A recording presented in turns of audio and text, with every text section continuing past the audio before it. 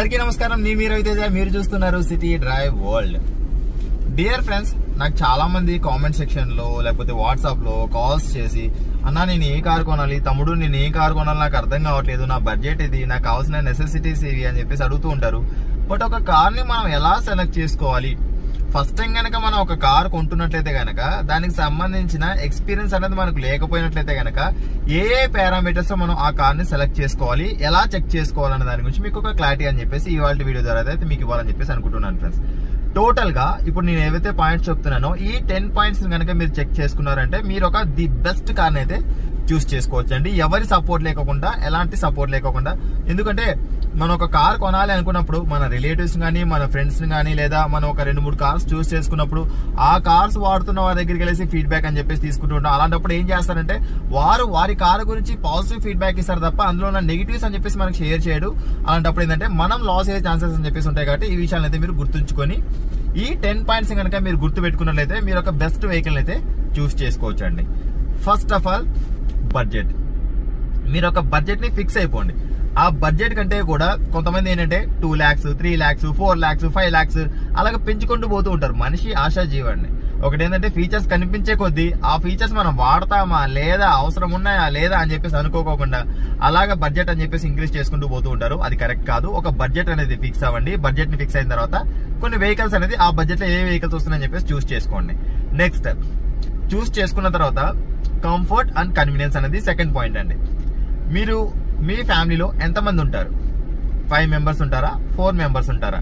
5 members గనక ఉంటే మీరు ఏమైనా ఒక 3-4 వెహికల్స్ చూస్ చేసుకున్నప్పుడు ఒక సెగ్మెంట్ లో ఆ 4 members లేదా ఆ 5 members కంఫర్టబుల్ గా కూర్చోగలుగుతున్నారా లేదా, అండర్ థై సపోర్ట్ అనేది ఎలా ఉంది, లంబర్ సపోర్ట్ అనేది ఎలా ఉంది, నెక్ సపోర్ట్ అనేది ఎలా ఉంది, అండ్ ఓల్డ్ ఏజ్ పీపుల్ కనుక పేరెంట్స్ కనుక ఉంటే వాళ్ళకి కంఫర్ట్ అండ్ కన్వీనియన్స్ అనేది రియర్ సీట్ లో ఎలా ఉంది ఏంటన్నది అయితే మీరు చెక్ చేసుకొని 5 seater కనుక అయితే 5 seater కాదా, 4 seater అంటే నలుగురు మాత్రం కూర్చోగలుగుతారు లేదా 5 మంది కూడా కంఫర్టబుల్ గా కూర్చోగలుగుతారు లేదా అన్న దాని గురించి అయితే మీరు చెక్ చేసుకోండి. అండ్ నెక్స్ట్ ఫ్యూయల్ టైప్ అండి. ఏ ఫ్యూయల్ టైప్ తీసుకోవాలి? పెట్రోల్, డీజిల్, సిఎన్జి లేకపోతే ఈవీ వెహికల్.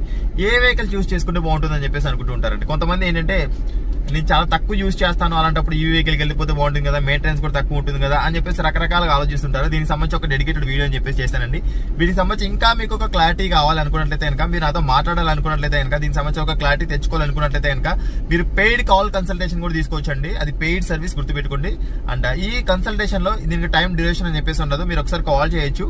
అంటే దీనికి సంబంధించి మీరు ఏ కార్ చూస్ చేసుకోవాలి, దానికి సంబంధించిన ఆల్ పారామీటర్స్, సర్వీస్ అవ్వచ్చు, ఆఫ్టర్ మెయింటెనెన్స్ అవ్వచ్చు, లేకపోతే మైలేజ్ అవ్వచ్చు, ఏ వేరియంట్ చూస్ చేసుకోవాలి, లేకపోతే ఏ సెగ్మెంట్ లో ఏ వెహికల్ మీకు కరెక్ట్ గా సెట్ అవుతుంది ఏంటన్న దాని గురించి ఆల్ పారామీటర్స్ అయితే నేను మీకు సజెస్ట్ చేస్తానండి. ఒక ది బెస్ట్ వెహికల్ అయితే సజెస్ట్ చేస్తాను. మీరు నాతో కాల్ కన్సల్టేషన్ గా తీసుకోవాలనుకున్నట్లయితే కనుక ఇక్కడ స్క్రీన్ పైన కనిపిస్తున్న ఈ నెంబర్ కి అయితే మీరు అప్రోచ్ అవ్వచ్చండి. ఓకే, నెక్స్ట్ ఈ ఫ్యూయల్ టైప్ కనుక ఫ్యూయల్ టైప్ ఫస్ట్ ఫిక్స్ అయిపోండి. ఒకటి ఏంటంటే మీకు మైలేజ్ అవసరం లేకున్నా కూడా మీరు డీజిల్ కానీ, ఈవీ కానీ, లేకపోతే సిఎన్జి కనుక వెళ్తున్నట్టయితే కనుక మీ మనీ అనేది వేస్ట్ అయిపోతుంది. మనం రోడ్డు మీదకి వెళ్తున్నప్పుడు మనకు ఎప్పుడు ఏ సిచ్యువేషన్ వస్తుందో తెలియదు. కాబట్టి మన వెహికల్ అనేది మన కంట్రోల్లో ఉంటుందా లేదా, మనకు సపోర్ట్ చేస్తుందా లేదా, ఆ వెహికల్ సంబంధించిన డ్రైవింగ్ డైనమిక్స్ అనేది సరిగా ఉన్నాయా లేదా, దానికి సంబంధించిన సస్పెన్షన్ ఎలా ఉంది, దానికి సంబంధించిన బాడీ రోలింగ్ అనేది ఎలా ఉంది, ఏ పారామీటర్స్ లో ఆ వెహికల్ అనేది మనకు సపోర్ట్ చేస్తుంది, దానికి సంబంధించిన బ్రేకింగ్ ఎఫిషియన్సీ అనేది ఎలా ఉంది ఏంటి అనేది ఫస్ట్ ఆఫ్ ఆల్ మనం చెక్ చేసుకోవాలండి. నెక్స్ట్ ఏంటి అంటే మెయింటెనెన్స్ అనేది, ఆ కార్కి ఎంత మెయింటెనెన్స్ వస్తుంది. మీరు ఒక బడ్జెట్ అనేది చూస్ చేసుకున్నప్పుడు ఓకే నాకు సంవత్సరానికి ఒక 10,000 అయినా కూడా నేను మెయింటెనెన్స్ సంబంధించి వచ్చినప్పుడు నాకు ఇబ్బంది లేదు అని అనుకున్నప్పుడు ప్రాబ్లం లేదు. నాకు 15,000 వెళ్ళింది అనుకోండి, కష్టం అవుతుంది అన్నప్పుడు దానికి సంబంధించిన మెయింటెనెన్స్ అనేది కూడా ఎలా ఉంటుంది ఏంటని చెప్పేసి చూస్ చేసుకోండి. నెక్స్ట్ పాయింట్ వచ్చేసి ఆఫ్టర్ సేల్ సర్వీస్. ఒక వెహికల్ కొన్న తర్వాత ఆ కంపెనీ అనేది ఆఫ్టర్ సేల్ సర్వీస్ అనేది బెటర్ గా ప్రొవైడ్ చేస్తున్నారు లేదా.